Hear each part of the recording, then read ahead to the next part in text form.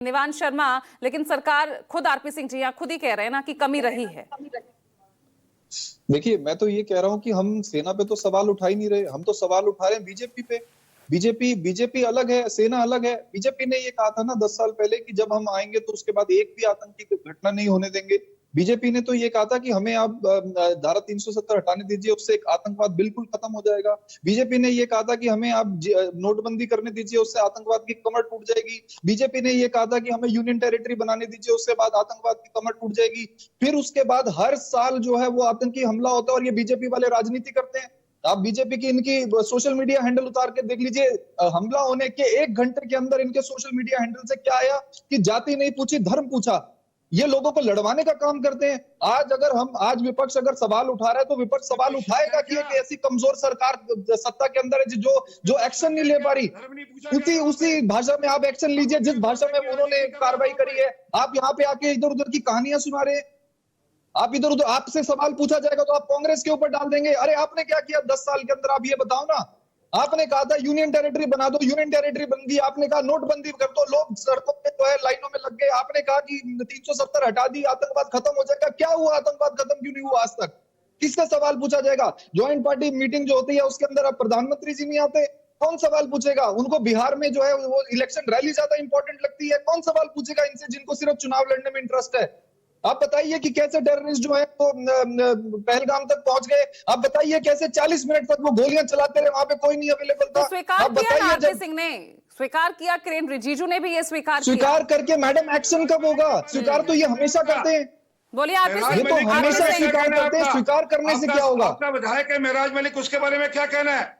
अरे आप ये बताइए कि आतंकवादियों के ऊपर कार्रवाई कब होगी? आप ये बताइए, जनता ये सुनना चाहती है। जनता ये सुनना चाहती है आपसे कि कार्रवाई कब होगी।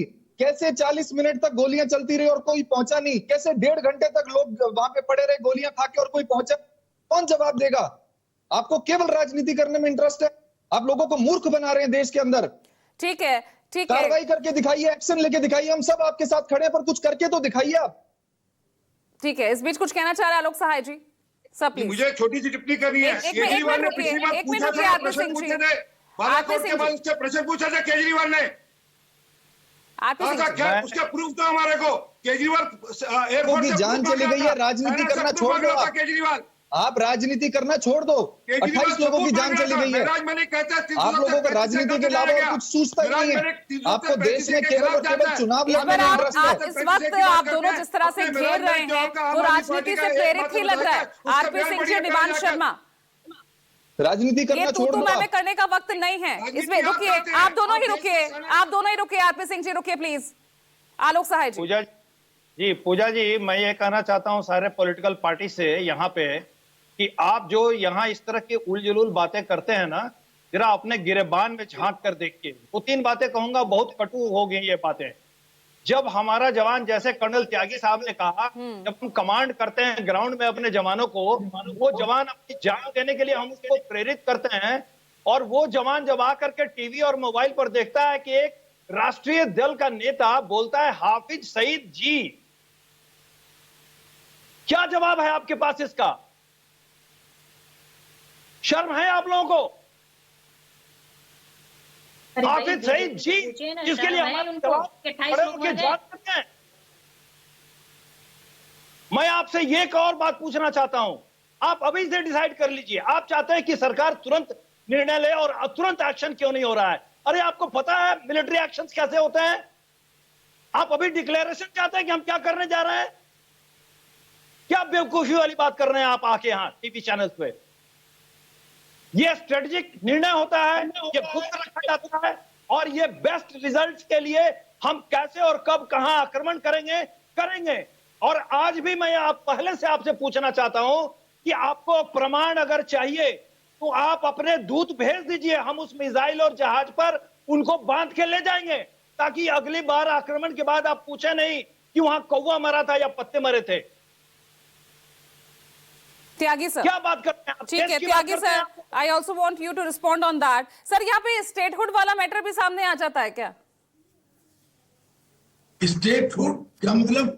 भाई जम्मू कश्मीर में स्टेटहुड वाला भाई, वहां पर जो सुरक्षा बल है या जो पुलिस प्रशासन है वो हमारे अंडर नहीं है, उसके लिए केंद्र सरकार।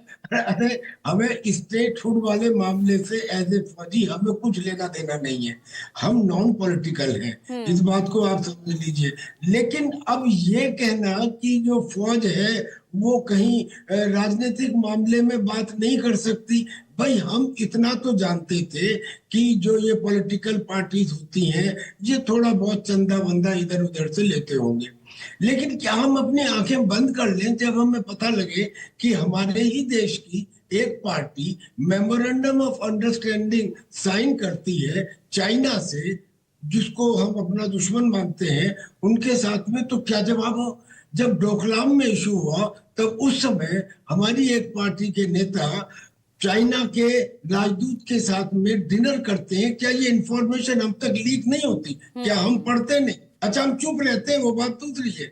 जब तवांग में होता है तब उस समय कहते हैं कि हिंदुस्तान की सेना पीट के आ गई, जब गलवान में होता है तब कहते हैं कि बताइए आपने कितने मारे या गिने, या चाइना हमारे यहाँ इंट्रूजन कर रहा है। तो इस किस्म की बातें जब बार बार होती रहती हैं तो मजबूरन सिपाही को अच्छा, हम एज ए ऑफिसर अगर हम एब्जॉर्ब भी कर लें तो हम अपने, जैसे सर ने बिल्कुल ठीक कहा, हम अपने सिपाहियों को क्या जवाब दें? बिल्कुल। जो सिपाही जिसको ये नहीं मालूम कि कल सुबह का सूरज देख पाएगा या नहीं देख पाएगा, क्या वो ये नहीं पूछेगा कि साहब क्या मैं ऐसे नेताओं के लिए अपनी जान का बलिदान दूं? आप इस बात को सोच के देखिए। बिल्कुल। अच्छा, मैं एक बार क्विक रिएक्शन आपके इस स्टेटमेंट पे ले लूं सर, विद ड्यू रिस्पेक्ट, अगर आप अलाउ करें। जी